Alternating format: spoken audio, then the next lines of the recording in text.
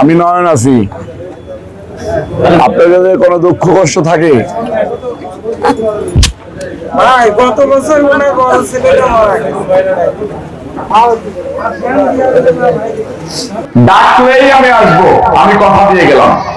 আমার বোনদের কাছে আমি বলতে চাই, শুধু আপনারাই আমাকে ভোট দিতে চান নাকি ভোট সংগ্রহ করে আপনাদের ওই কাঙ্ক্ষিত জায়গায় রবিউল ইসলাম নয়নকে পৌঁছাইতে চান? তাহলে আপনারা আমার শক্তি, আমি আপনাদের শক্তি।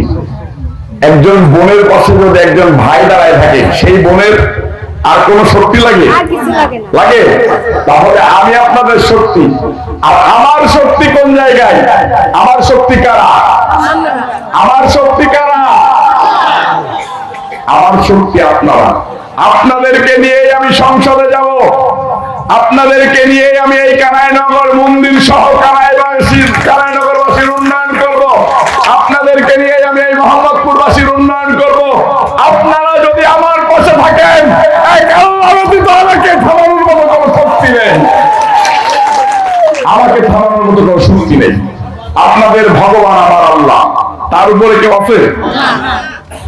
আপনারা যদি আমার পাশে থাকেন, এই যে এতগুলা মা, এতগুলা বোন, আমার বোনরা আমাকে এইবার আজকে এই মুহূর্তে যে শক্তি দিয়েছে, এই শক্তি নিয়ে আমাকে থামানোর মতো কোনো শক্তি নেই, কেউ পারবে না।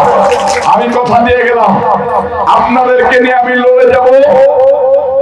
আপনাদের ভরসায় আমি এই মাগুরা 2 আসনে নির্বাচন করব, যদি বিএনপির ভারপ্রাপ্ত চেয়ারম্যান জনাব তারেক রহমান সাহেব আমাকে মনোনয়ন দেয়।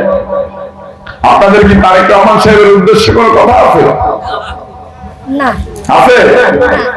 তারেক রহমান সাহেবের কাছে আপনারা শুধু আবেদন করবেন, আপনাদের ভাই আপনাদের সন্তানকে যেন মাগুরা 2 আসনের ধানের শীষের প্রার্থী করেন।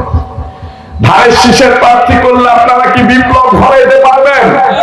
হাত তুলে বলেন তো, আপনারা বিপ্লব ঘটাইতে পারবেন? আমার মা বোনরা কি রাজপথে থাকবে? আমার মা বোনরা কি আমার নির্বাচনী পরিচালনা করবে? তারেক রহমান সাহেবের জন্য দোয়া করবেন, দেশনেত্রী বেগম খালেদা জিয়ার জন্য দোয়া করবেন, আমার জন্য দোয়া করবেন। শুধু এটাই না, আমি আপনাদের কাছে কথা দিয়ে গেলাম, এতক্ষণ তো এমপি হওয়ার কথা হয়েছে। 1 মিনিট বলিনি, এতক্ষণ তো এমপি হওয়ার কথা হয়েছে। আমি আমার বোনদের এই সাহস মনোবল দেখে বলে গেলাম, ভাই এমপি হোক আর মন্ত্রী হোক আর না হোক, ভাই কি কখনো বোনদেরকে ছেড়ে যায়? মাদেরকে ছেড়ে যায়? আমি এমপি হইলেও আছি, না হইলেও আছি, আমার বোনদের পাশে সারা জীবন থাকবে ইনশাআল্লাহ। আমাদের তারেক রহমানের কাছে আবেদন, রবিউল ইসলাম নয়নকে এমপি সদস্য বানানোর জন্য। ধন্যবাদ। তাহলে বোনরা ভালো থাকেন। এই যে সাহস দিয়ে দিলেন, এই সাহস দিলে ঘরের মধ্যে সীমাবদ্ধ না থাকে, অলিতে গলিতে পাড়া মহল্লায় আপনাদের যাদের কাছে, বউদের কাছে, বোনদের কাছে, বান্ধবীদের কাছে, ভাবিদের কাছে পৌঁছে দিতে হবে আপনাদের বার্তা। আপনারা কাকে এমপি হিসেবে চান? আমি আমার এই মাকে কথা দিচ্ছি,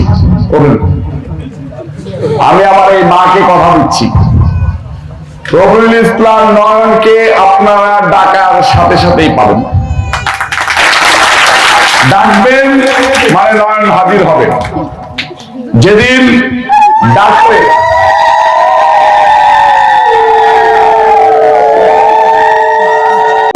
আমি সামাজিক যোগাযোগ মাধ্যমে আপনার অনেক ধরনের কল্যাণমূলক কাজ আমি দেখেছি। আমি আপনার থেকে আশাবাদী থাকবো যে আপনি যদি হন, আমরা এই সুযোগ সুবিধাটা পেতে পারি। সেটা কি আপনার একার কথা না সবার কথা? আমাদের সবার কথা। আমার মতো ভাই, আমার মতো সন্তান থাকা অবস্থায় কি কোনো বোন ভয় পায়? ভয় পায়? তাহলে আমার এই বোন ভয় পাচ্ছে কেন? মাগুরা 2 আসনের রবিউল ইসলাম নয়নকে আমরা দেখতে চাই এমপি হিসাবে। আমি চাই আমাকে নিয়ে মানুষ আলোচনার চাইতে সমালোচনা বেশি করুক। সমালোচনা করলে আমি শুধরানোর জায়গা পাবো, সমালোচনা না করলে আমি শুধরানোর জায়গা পাবো।